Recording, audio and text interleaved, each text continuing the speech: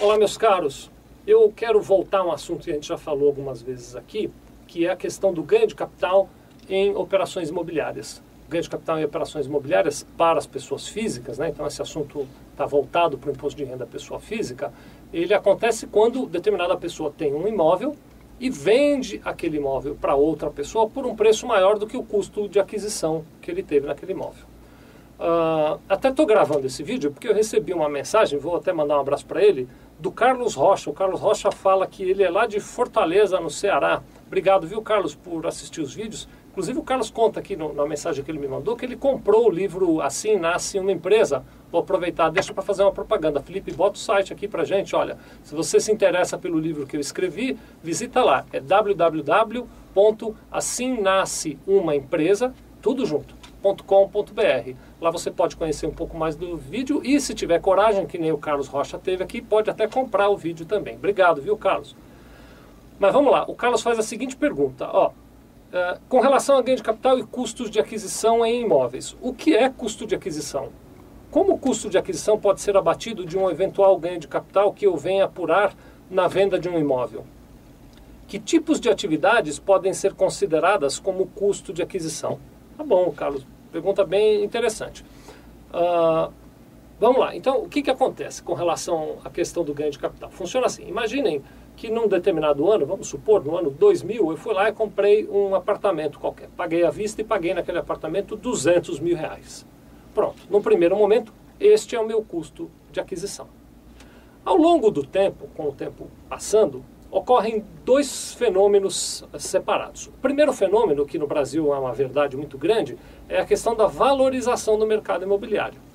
Mesmo sem eu fazer absolutamente nada por aquele imóvel, ele vai se valorizando e talvez hoje ele não valha mais os 200 mil que eu paguei. Talvez hoje ele valha 500 mil reais. Houve uma valorização do imóvel. O fato do imóvel ter se valorizado não permite que eu aumente o meu custo de aquisição. Então eu sempre terei como custo de aquisição aqueles 200 mil reais. O que eu posso considerar como novos custos? O que eu posso acrescentar no custo de aquisição? As reformas, melhorias e benfeitorias que eu fiz e que para isso tenho toda a comprovação, tenho as notas fiscais relativas àquelas reformas, benfeitorias e melhorias, e que essas reformas, melhorias e benfeitorias ficaram aplicadas definitivamente ao imóvel. Então, por exemplo, se eu pintei, se eu quebrei, se eu fiz gesso, fiz uma nova instalação elétrica, ampliei o imóvel, troquei as janelas do imóvel, esse tipo de benfeitoria que se agrega definitivamente ao imóvel, eu posso, ao longo dos anos, ir aumentando. Então, comprei o imóvel por 200 mil, digamos que no ano seguinte eu fiz uma grande reforma no imóvel, eu gastei lá 50 mil reais. Muito bem, eu passo a ter um custo de aquisição de 250 mil reais. Este fenômeno das reformas e benfeitorias, ele segue em paralelo à valorização do imóvel. Então, embora eu tenha um custo de aquisição de 250, o imóvel hoje está valendo 500 mil no mercado. O ganho de capital, então, ele é calculado no momento da venda da seguinte maneira. Eu pego o preço efetivo da venda, digamos que eu não consegui vender por 500 mil, eu vendi por 480 aquele imóvel. E subtraio do preço da venda o custo de aquisição, os 200 mil que eu paguei pela compra e mais os 50 mil relativos àquela benfeitoria, àquela reforma que eu fiz. Então eu faço lá 480 menos 250, encontrei meu ganho de capital, foi de 230 mil reais. Então, respondendo muito diretamente à pergunta do Carlos, só podem ser considerados os custos de aquisição o que eu paguei pelo imóvel, incluindo despesas de escritura, corretagem, etc., e mais as benfeitorias que eu fiz naquele imóvel. Muito bom. Agora, como é que eu calculo o imposto sobre aqueles meus 230 mil? Aí é uma coisa um pouquinho mais complicada.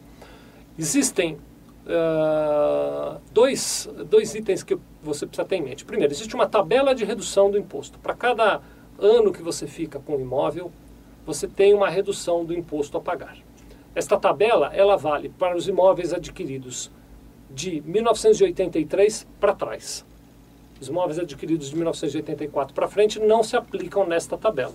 Vou pedir ao Felipe, no fim do vídeo, ele vai pôr para nós a tabela da redução. E existe um segundo fator que tem que ser aplicado aí, que é um tal de um fator de redução. É um cálculo complicado, eu não vou nem me arriscar de explicar ele aqui, para aqueles mais curiosos, o Felipe vai também colocar o fator de redução no final desse vídeo. Mas o fato é que eu vou pegar aqueles 230, aplicarei esses fatores que estão nessas duas tabelas e vou encontrar o meu ganho de capital. Vamos, para facilitar, dizer que o ganho continue sendo 230 mil. Sobre isso, eu pago 15% de imposto de renda. Tá bom? Então é receita da venda menos o custo de aquisição, dá o ganho de capital, aplico os fatores de redução e a tabela de redução, e sobre o que sobrar eu pago 15% de imposto de renda.